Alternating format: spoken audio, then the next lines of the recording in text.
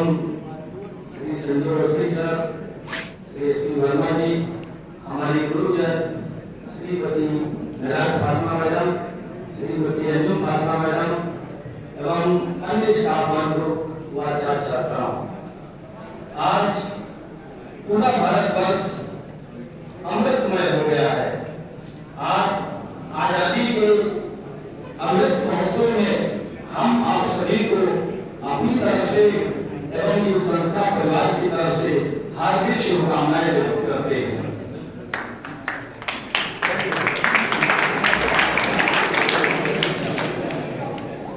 भारतवर्ष 190 वर्ष गुलामी की जंजीरों में जकड़ा रहा, जिसे अंग्रेजों ने इतना कातिलाना हमला किया कि वृद्ध, पुरुष, महिला और छात्र जो भी थे सबके ऊपर उन्होंने और कुशल अत्याचार किए।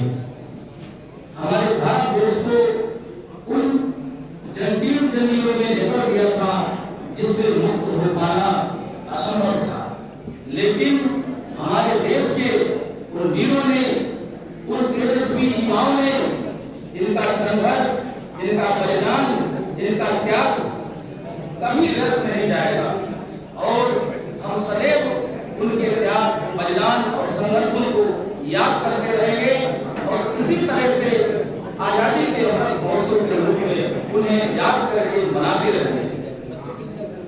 बात ब्रिटिश हुकूमत की है। ब्रिटिश हुकूमत ने ये जान लिया था कि अब हम भारतवर्ष को आजाद कर ही दें, लेकिन उन्होंने अपनी सत्ता को देखते हुए 15 अगस्त 1947 ही क्यों चुना? वो 47 से 48 तक भी देश को आजाद करने के लिए कह रहे थे, लेकिन 15 अगस्त 1947 की क्यों रखी है? यह तारीख ये हमें याद दिलाती है उस समय जापान की जो सेना थी उसने भी ये मान लिया था, अंग्रेजों के सामने अपने हथियार और अपने को अर्पण कर दिया था और इसी उपलक्ष्य में यह तारीख अंग्रेजों ने निश्चित की और भारतीय जो नेतागण थे उस समय के उनसे भी कहा था कि आप लोग इस तारीख को मुकर्रर कर लें जिस तारीख को हमें आजाद घोषित करना है। तो 15 अगस्त 1947 चुना गया, लेकिन कुछ ज्योतिषी विद्वानों ने कहा कि 15 अगस्त शुभ नहीं है, तो उन्होंने इस 15 तारीख यानी कि 14 और 15 के बीच में मध्य रात्रि को, जो मध्य रात्रि है उस तारीख को भारत की आजादी की घोषणा की। उस समय का कुछ सारांश है। तो भारत के प्रथम प्रधानमंत्री पंडित जवाहरलाल नेहरू, जिनके नाम पर आज हमारी संस्था चल रही है, देश को एक संबोधित करते हुए दिल्ली में लाल किले के लाहौरी गेट पर भारतीय राष्ट्रीय ध्वज फहराया। स्वतंत्रता संग्राम में लोगों ने काफी हद तक अहिंसक प्रतिरोध किया और सबने अवज्ञा आंदोलन किया, जिसमें स्वतंत्रता के बाद ब्रिटिश भारत को धार्मिक आधार पर विभाजित किया गया, जिसमें भारत और पाकिस्तान का उदय हुआ। पाकिस्तान 14 अगस्त को स्वतंत्रता दिवस मनाता है और भारत 15। विभाजन के बाद दोनों देशों में हिंसक दंगे भड़क गए और सांप्रदायिक हिंसा को अनेक घटनाएं। विभाजन के कारण मनुष्य जाति के इतिहास में इतनी ज्यादा संख्या में लोगों का विस्थापन कभी नहीं हुआ था। यह संख्या तकरीबन 1.45 करोड़ थी। भारत जनगणना के अनुसार विभाजन के एकदम बाद 72 लाख 26,000 मुसलमान भारत छोड़कर पाकिस्तान आए और 72 लाख 49,000 हिंदू और सिख पाकिस्तान छोड़कर भारत आए।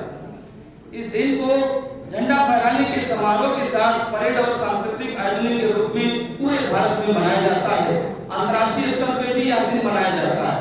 अमेरिका के न्यूयॉर्क में आज के दिन को जो स्वतंत्रता दिवस होता है 15 अगस्त के अंतिम सप्ताह पर भारत दिवस के रूप में भी मनाया जाता है। राष्ट्रीय स्तर पर, राज्य स्तर पर तमाम अन्य संस्थाएं द्वारा अब तो घर घर तिरंगा, हर घर तिरंगा के रूप में मनाने का भी सभी लोगों ने निर्णय लिया है और सभी लोग मना भी रहे हैं।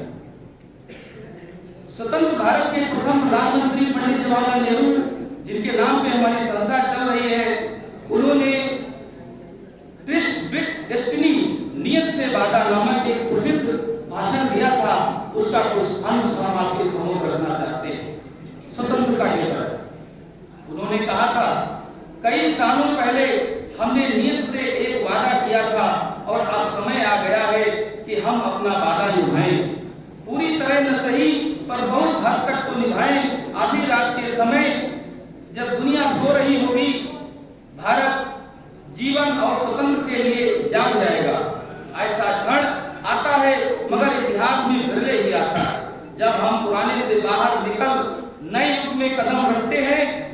जब एक युग समाप्त हो जाता है, जब एक देश की लंबे समय से दबी हुई आत्मा मुक्त होती है, यह सहयोग ही है कि इस पवित्र अवसर पर हम भारत और उसके लोगों की सेवा करने के लिए तथा सबसे बढ़कर मानवता की सेवा करने के लिए समर्पित होने की प्रतीक्षा कर रहे हैं।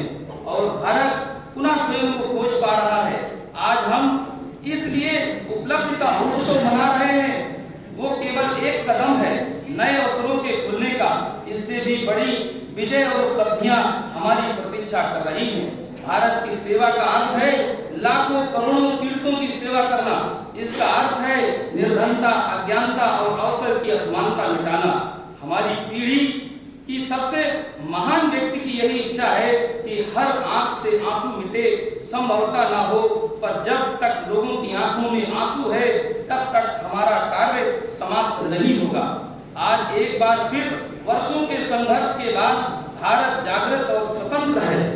भविष्य हमें बुला रहा है, हमें कहां जाना चाहिए और हमें क्या करना चाहिए, जिससे हम आम आदमी, किसानों और श्रमिकों के लिए स्वतंत्रता और अवसर ला सकें।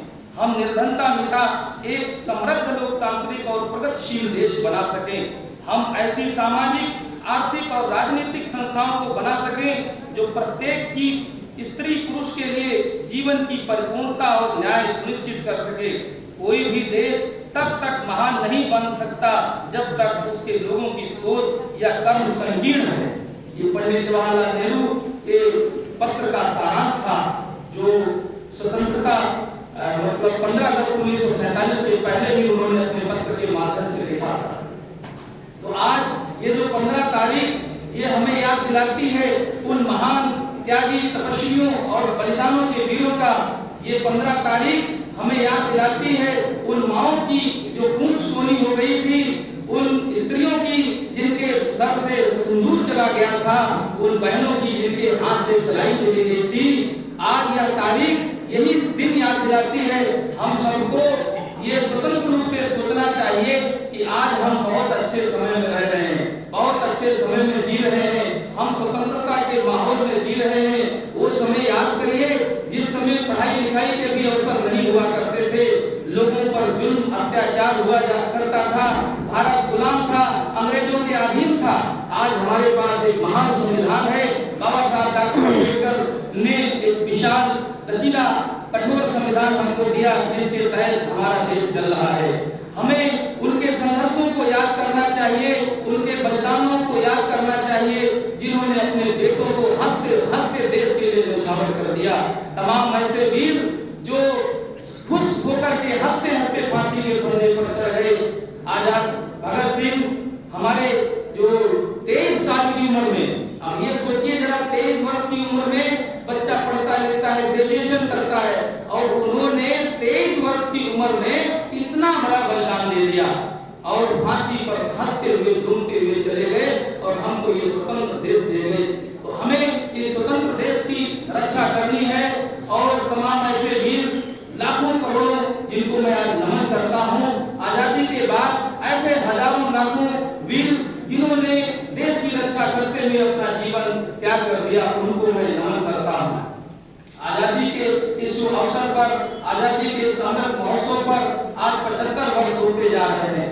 आज हमारा देश कहां से कहां पहुंच गया। आज हमारे देश में सारी चीजें उपलब्ध हैं।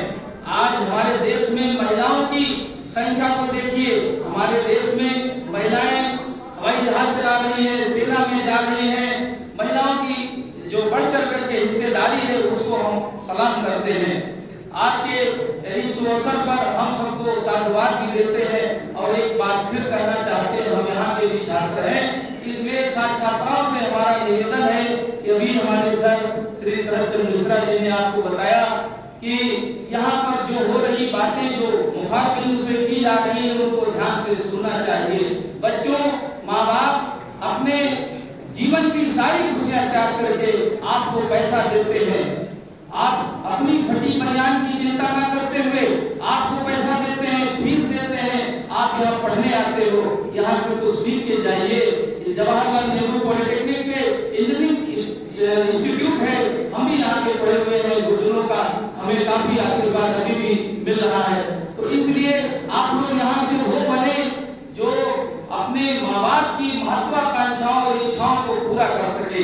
यहाँ पर आप नहीं बैठे हैं, यहाँ पर आपके जो पेरेंट्स हैं, आपके माता पिता हैं, उनके एम्बिशंस बैठे हुए हैं। इसलिए अगर आप यहाँ पर बैठ करके इस इंजीनियरिंग इंस्टीट्यूट में अगर पढ़ लिख करके बड़े नहीं होते हैं, कुछ नहीं बन पाते हैं, तो आप अपने को नहीं धोखा दे रहे हैं, आप अपने पेरेंट्स की एम्बिशंस को धोखा दे रहे हैं। आप ये समझिए कि जब स्टूडेंट माता पिता से पैसे मांगता है कि हमें वहां पर इतना खर्च है, खुशी खुशी दे देते हैं, आप जानते हो कहां से लाते हैं, लेकिन कभी नहीं सोचा होगा वो आपके एम्बिशंस को पूरा करने के लिए। इसलिए उनके सपनों को साकार करिए, यहाँ पर आप नहीं उनके सपने बैठे हैं। इसलिए इस इंजीनियरिंग इंस्टीट्यूट का नाम करिए और आगे बढ़िए और अपने माता पिता का नाम रोशन करिए। इसी के साथ मैं अपनी वाणी को विराम देता हूँ।